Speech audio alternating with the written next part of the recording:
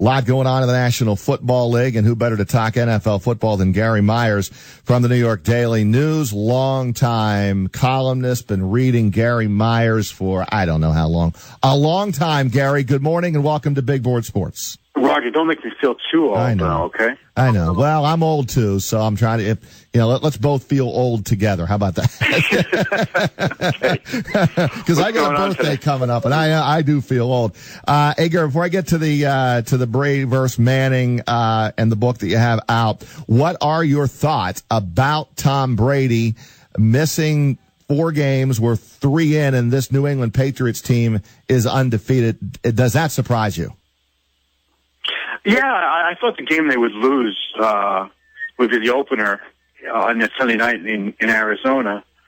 But, apparently the Cardinals are not quite as good as we thought they were going to be, or they just haven't gotten it together yet because they went to Buffalo and got, beat up pretty good. I thought they'd be 2-1, and then, they played so well last Thursday against Houston with, Jacoby Brissett as the quarterback that, it's really started people saying, well, is it Belichick or is it Brady all these years? And I think it's really disrespectful of Tom to think that, Belichick could have had the same success with anybody at quarterback over these years.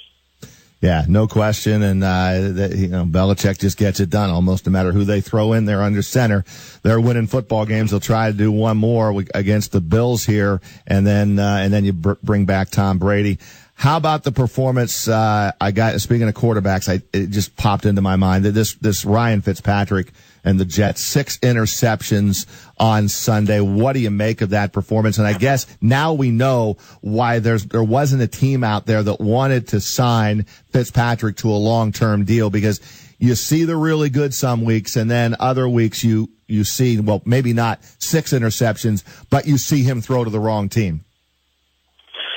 Yeah, I really thought that performances, horrendous, historically bad performances like that were something that, Fitzpatrick was not capable of doing anymore because, let's face it, he's got a pretty good offensive team around him with the Jets, and they played so well against Buffalo, and then with the 10 days off, I knew Kansas City to be, it's a tough place to play, but to think a guy's going to throw 6 picks,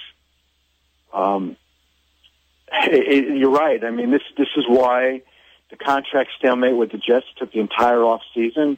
Why the Jets were willing to not commit starters money to him, more than 1 year. And if he keeps this up, it's not going to be long before we see Geno Smith. But I think, the history of Fitz's career is that he's so up and down that he'll probably follow up this game, with a real good one against Seattle. Although it's going to be a tough game for the Jets to win because the Seattle defense is pretty good. What are your thoughts, Gary, about the Giants' 2-1 start? I thought they were going to beat Washington at home. They lose. Now that division with Philadelphia off to such a great start. That NFC East, Gary, pretty much wide open. Yeah, and I really thought the Giants at the beginning of the season, when I looked at the schedule, I thought they had an excellent chance to start 3-0. Once Romo went down, I counted that as a victory for the Giants in the opener. And then the Saints just can't play defense, even though the Giants didn't even score an offensive touchdown against them and they beat them. And let's face it, they blew that game against Washington with the turnovers, all those penalties.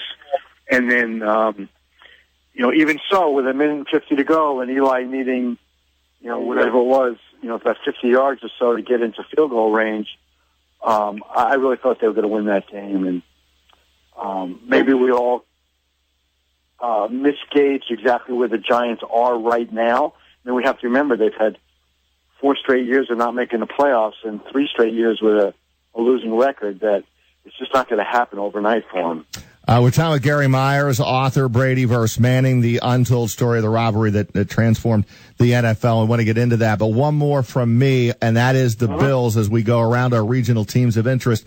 Rex Ryan, a whole bunch of criticism leading up to the firing of the offensive coordinator, all of that. And I didn't see that performance coming. Is that something they build on in Buffalo, or is that just maybe not a very good Arizona team and Buffalo came out, played a nice game, but don't look for more of that down the road? What's your take on that Buffalo victory this week? Well, I think my first take out of it is that Rex has probably turned over the locker room enough now that after the criticism he received last year, there's enough players who are in his corner, because with all the speculation of him getting fired at the end of the year, they came out and played a really good game.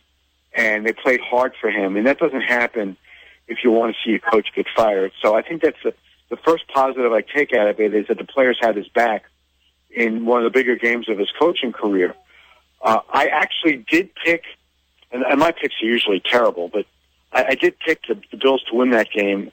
I thought they'd get fired up for Rex, and again, having the 10 days off, it gave him a chance to regroup a little bit. And but Buffalo, it's really the Patriots, and then who's fighting for second place. And between the Jets, the Bills, and the Dolphins, just throw a blanket over them and shake it up, and whoever comes out at the end of 16 games, it can be any one of those three.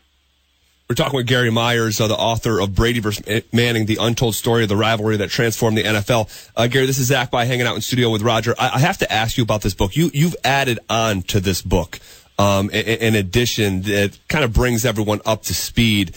What are the most important things in your mind that you added? Well, first of all, what I this is the third book I've written, and most paperbacks, when they come out, are just a reprint of the hardcover. But I think that would have done a disservice to anybody who would have purchased it to just put out the same book that I had last September, although I was very, very proud of that book, and it became a Times bestseller. So much happened between when that came out last September and what the deadline was for the paperback, which was May 1st, that I felt it would really be the wrong thing to do just to have them reprinted. So what I did was I went through the existing book, and I updated all the numbers of Manning versus Brady, the series record against each other, and, accounted for Peyton's second Super Bowl victory. And then I added an epilogue in which I took the reader through Brady having his suspension overturned last September, through the ups and downs of the season for Peyton with the injury and the whole Brock Osweiler stuff and the Al Jazeera report, and then winning the Super Bowl despite being compromised physically, through his retirement, and then Brady having suspension reinstated. So I tried to take the reader behind the scenes a little bit on what was going on with Peyton, and then spending as much time as I did in the courtroom during the Brady stuff, including the hearing that eventually led to him having suspension reinstated. I feel I just put like a bow on the whole Manning-Brady rivalry, since obviously they're done playing against each other. And it really made this the book of record on what I consider to be the greatest rivalry in NFL history. So I'm really proud of the paperback, and it's different than, like I said, it's different than most paperbacks because it really does update the book in its entirety. Gary, what kind of toll did Roger Goodell's investigation take on Tom Brady, do you think? A lot. Tom and his family. He's very close with his family. His parents, were distraught over, because they totally believe in Tom and Tom's denial. And so you think of any parents, if you have a high-profile son or daughter and they're getting lambasted in the media, and the commissioner of the league is basically calling him a liar. I mean, it can't help but take a toll on the family. And Tom, I just think, was disillusioned with the process and how he felt, and the NFL actually admitted this in court, that there was no concrete evidence linking him to either knowing about the deflation of footballs or being the mastermind behind the deflation of footballs. And truthfully, I can't believe we're still talking about this a year and a half later. To me, it was such a bunch of nonsense. But I do think it's hurt Tom because he's concerned about his legacy. Any player would be, and not wanting this to define him. Let me ask you this, Gary. He got one more week, and then Tom Brady comes back with all he's been through, and obviously defeated here, and he was suspended and had to sit his 4 games. How do you think he's going to be when he comes back? I think we can almost look at what happened last year, where his suspension was overturned exactly 7 days before the season opener, and then he came out, played great against the Steelers, and the Patriots won their first 10 games. And I wrote last year that every time Brady looked out at a defense, he saw 6 Roger Goodells and 5 Ted Wellses, and he wanted to make them look bad. And I think he's going to come back even more motivated this time to really, I can't say run it up on the defenses, because it's not, he doesn't have anything against the other teams, but except maybe the Colts. But I think he's really going to look to prove that, he's been the player he has for the last 15, 16 years based on his ability and not what the PSIs are in football. So I think, whether the Patriots hand this to him at 3-1 or 4-0, I think New England's going to win a bunch of games in a row when he gets back. Gary, I have to ask you, during your time writing this book, Brady vs. Manning, The Untold Story of the Rivalry That Transformed the NFL, you spent time with Lloyd Carr, which was Tom Brady's college coach. And this is always a question that's just mystified me. Here we have one of the greatest, in my opinion, the greatest quarterback of all time, but he struggled to get on the field in college. Does Lloyd Carr look back at that defensively, or is he, resigned that, he could have played Brady more? How was your whole interaction with Lloyd Carr? Well, that's a really good question. Initially, he was defensive because I think I started the interview with saying, can you just explain to me how the guy who might go down as the greatest quarterback in NFL history was redshirted and sat for 2 years and then had to look over his shoulder at Drew Henson for 2 years. But, truthfully, college coaches and all coaches in any sport are selfish in that they got to play the guy who they believe gives them the best chance to win.